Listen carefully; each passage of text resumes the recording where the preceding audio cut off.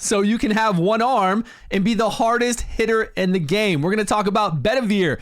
Bedivere in beta was the top damage dealer, single target damage dealer, and I still think he is right now. There might be Bond, who's a rare with enough speed with his skill 3 and even a skill 2 that can kind of compete. If you don't know what I'm talking about, don't worry. Let's focus on Bedivere first. If you have Bedivere, there's a certain thing you want to do before you level him up, or you can reset and do it afterwards. And we're going to play 30 seconds of a quick clip of me going through the dungeon with him. I needed a second damage dealer to really plow through all of this. And here we go with Bedivere. So he does his skill 2 attack, he gets crit rate, and then he hits 2 random enemies on a cooldown with his passive. And I'll show you all of that in a minute. I'll show you what makes him so strong. Did you see that? An AoE move, and then he gets the 2 hits after that do so much damage, and he's geared nowhere near as strong as my K. He is now, because this footage is from yesterday, but back then he didn't even have the weapon leveled up, nowhere near. Like everything was much lower than K. I wanted to throw in a clip of K there though at the end doing a massive AoE because it looks sweet. She was all powered up, ready to go. Bedivere is by far at least somewhere in the top 3 for single target damage dealer and could possibly be the #1 single target damage dealer. It is pretty insane what he's got going on for him. Even if we look at his relic, his skill 2 is what we're doing. It's so nice to have a skill 2.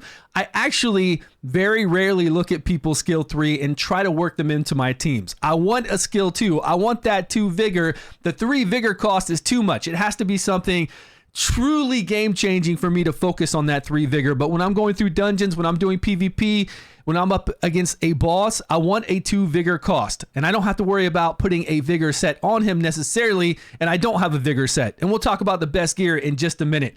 Skill 2, this is what it's all about. We get this crit rate increase of 40% before we attack. And we want to crit because then when we crit, we get this additional damage of 126. So this skill right here, without any skill ups, is 252% damage as long as you crit.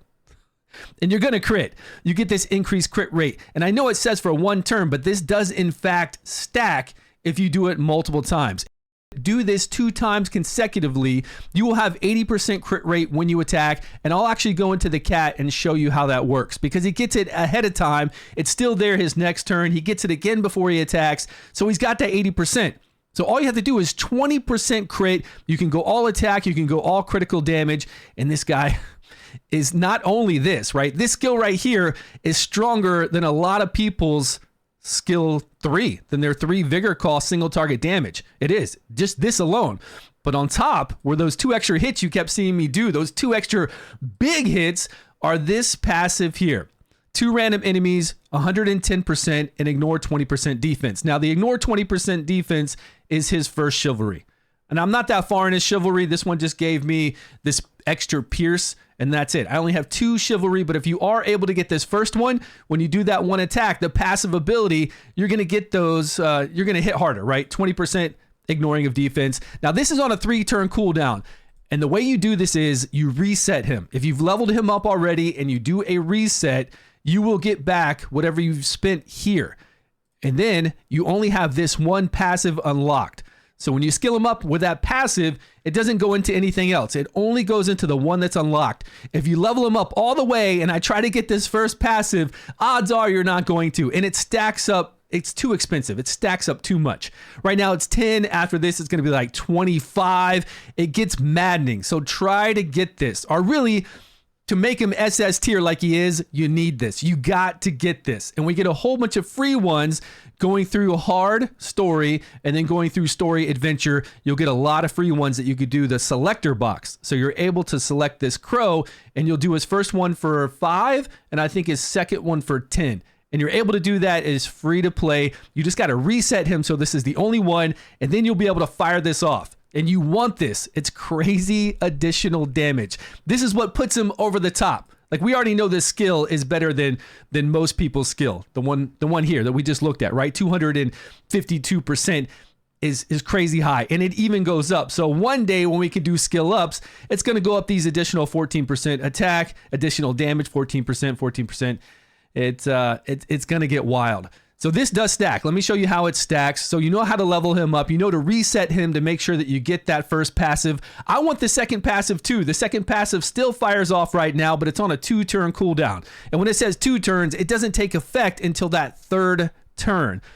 But once we get this cooldown, it lowers our passives. 50% chance upon a crit hit to lower our passive. So you're going to do this, and then you're going to crit in between there, and you're going to lower this passive so he's going to do it more often. Instead of 4 turns for this to fire off, it's more than likely going to be 3 turns easily, and then when we can get this down to a lower one, which it's going to be RNG, we can even do it more often. Get this going more often. Okay, let me show you that crit hit on something like Cat.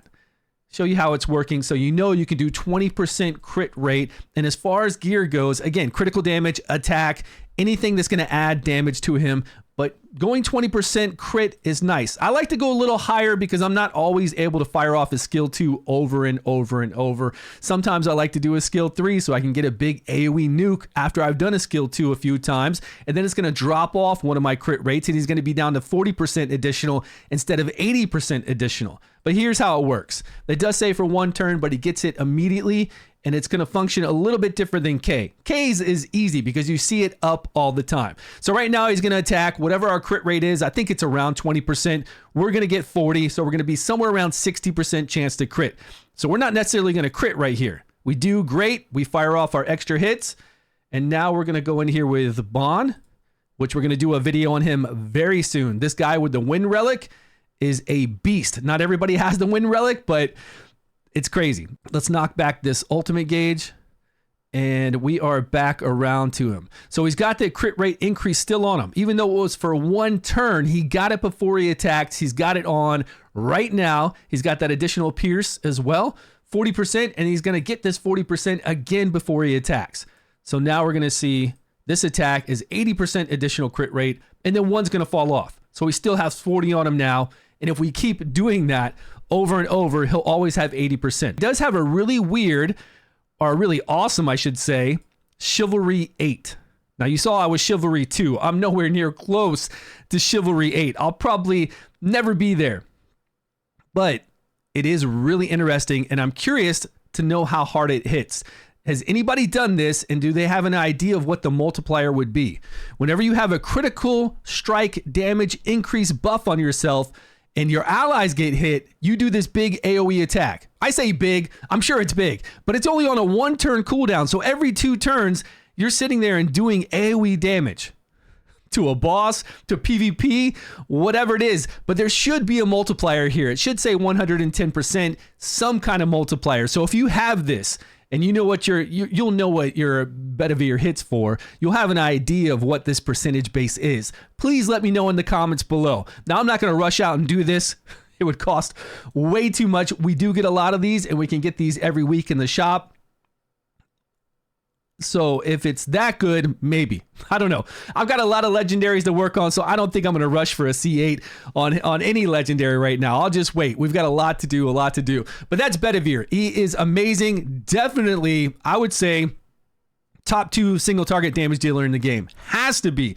And so good for progression. When you have 2 DPSers going through content, it makes it so much easier. If you have the Fae Queen, she could put that critical strike buff up where you're doing 40% additional critical strike. Plus he has a critical strike lead. Don't forget that. I've been running him with this lead all the time. Whenever I can, it's in all battles. Critical strike lead of 20%. You know he's going to crit. You know when he's running with K, K's going to crit, so they get 20% additional damage. Whenever they're with their element affinity, heat, day, all that kind of stuff, they get a +10 speed increase, and they get 30% critical damage increase, and they take 5% less damage. So it's really cool when you can match them up to their daytime effect or whatever you would call it, right?